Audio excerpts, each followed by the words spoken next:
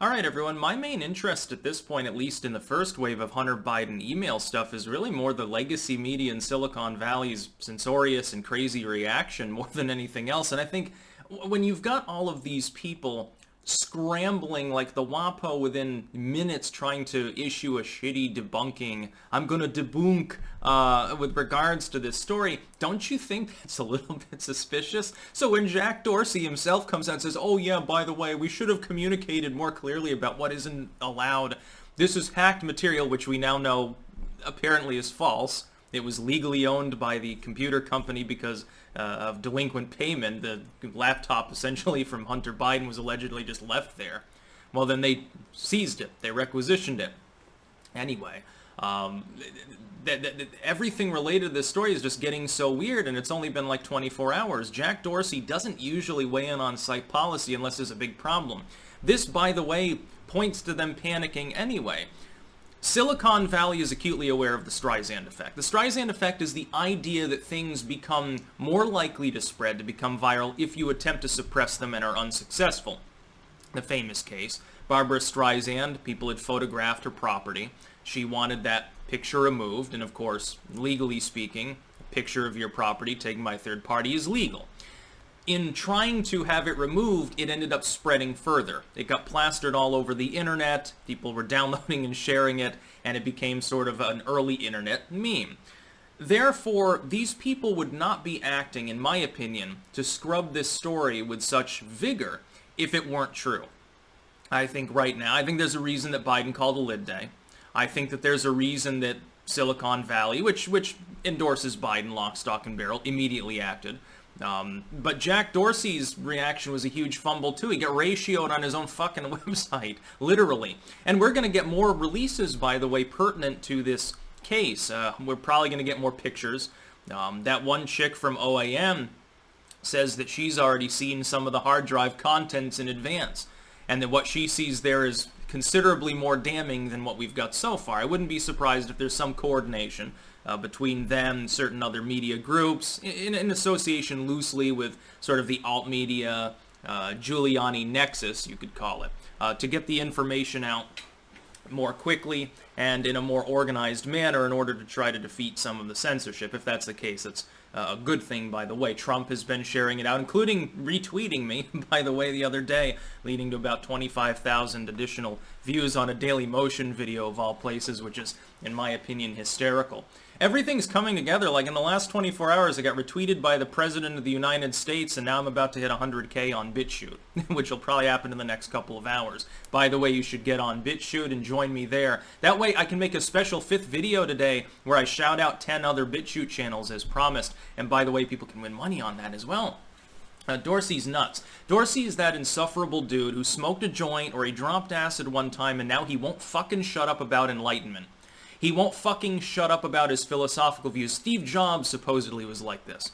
According to people who sort of knew him, he would rant endlessly. I mean, the problem is you get someone who's intelligent, especially in the verbal sense. You get them drugged up and convince them that they become enlightened because they went off to wander around in Africa for a while. They went to an Ethiopian meditation retreat, or they went off to Burma to do whatever. And they come back and they pretend like they're hip. I met people like this at UVM. Trust me, there are a lot of West Coast trust funders that would talk about, oh yeah, I went with the Hopi Indians and I did mescaline and I saw demons. And they think that it's like genuinely religious. And I did Iboga in Gabon. I went off. I took ayahuasca a couple times. I'm enlightened. Here, let me tell you about it for the next 8 hours. You've met people like that too. They shouldn't be running websites of this particular nature, by the way. But it's such a fumbled response. He gets ratioed on his own site. People are calling him out because he's saying things that are demonstrably false. For instance, the idea that Twitter doesn't shadow ban. Yes, they do. Matt Christensen showed up and proved that. Hey, log out of my account. I look at my own account. Everything's missing. You can't even see it. It's all protected or it's hidden behind a wall. They shadow ban all the fucking time, and it can only be on a political basis. It's not because of copyright. Matt Christensen doesn't even say hell, usually. Well, he's not obscene, he's not copyrighted material or anything like that. What else could you possibly be blocking out his material from? So that you can't even see it if you're a normal user and you're not explicitly already following him. It's happened to me. People report it all the time. That they don't get notified. of things. It's cross-platform. It's not just Twitter. In fact, YouTube is more guilty, arguably, of that than anything else. But he totally fumbled. These people right now are afraid. I think there's a reason why they're reacting the way that they are. When the WAPO, within a few minutes, basically, of the initial report, is already making a straw man debunking post that doesn't even debunk anything that's being alleged, by the way, by Giuliani, by Trump, or anybody else who thinks that Hunter Biden and his father did corrupt shit. Nobody's even making the allegations that they're saying that they debunk. Nobody even alleged it. I can't remember exactly what they wrote. There's something about, well, no, it's not actually true that Biden forced them to fire the prosecutor on behalf of his son being investigated or something like that. No. We're simply saying that he pressured to have this person gotten rid of. He did. He was in coordination with Burisma, according to the Hunter Biden emails. And even more telling is the fact that Biden has not come out, apparently, and denied these reports. Why not? If this is all a bunch of bullshit, if those pictures aren't Hunter Biden, if they don't have a hard drive, if the emails are completely fake, if they're concocted, why are they not being denied? Why is Biden allowing Silicon Valley and the legacy media to do it for him? Why wouldn't he come out and say, look, give a 5-minute presser and say, the Trump campaign is disgraceful and dirty and they've used their stooge Rudolph Giuliani there, who I call Adolf Giuliani, to put fake emails out there on behalf of Russia. Why wouldn't they use it for political capital? Biden's fans would believe it. Hell, even if we could prove that the emails are real, they'd still believe it. They get Trump derangement syndrome. It's because he's worried about the independent voters. He's going to stay there and stay put and call lid days over and over, probably, while the problem gets worse, holding on to his hat and hoping that it doesn't unseat him. I happen to think that it's very likely that these emails are real. Why? Well, we've got pictures of Hunter Biden. Where did they come from? We've got pictures of him that apparently were not available to the public prior to this release. Where did the pictures come from? Hunter Biden was obviously engaged in creating the material. So at what point did that material leave Hunter Biden's possession, and by what methodology? And why would it potentially, if it had to do with a device, not be paired with emails, not be paired with other things, not be paired with all sorts of... Again, the woman there from OAN is saying that there's worse. Giuliani saying, oh, you haven't even seen anything yet. Talking about China and talking about potentially underage individuals in tandem with this. Now, the woman from OAN simply says that there was chatter about that, I guess, like talk or something. Some people are saying, well, there's video of Hunter Biden screwing a kid. I don't think you're likely to get that, and if you were, it'd be illegal to possess it, so you're not gonna see it. I don't think that. I think that the reason that the FBI probably got a hold of this is that the owner of the computer shop, the retail outlet, that allegedly obtained this material and then submitted it, obviously was worried that there was some sort of crime going on. Could have been campaign finance. We don't know that it has anything to do with perversion. I know that's a quick leap to make because of Biden's interactions with females. Let's sit back and wait, maybe, and see what we get, especially in today's release, because supposedly it's going to be worse for the Biden camp than the Hunter Biden emails. And again, you see so much gaslighting right now by the legacy media, Silicon Valley, and every Biden bot, every Biden baby under the sun. And they say things like, well, I won't vote for Hunter Biden then. Nobody cares about Hunter Biden screwing his dead brother's widow and then cheating on her with a stripper while on crack cocaine. That's not what we're worried about. Under any other circumstances, it would definitely be a funny story.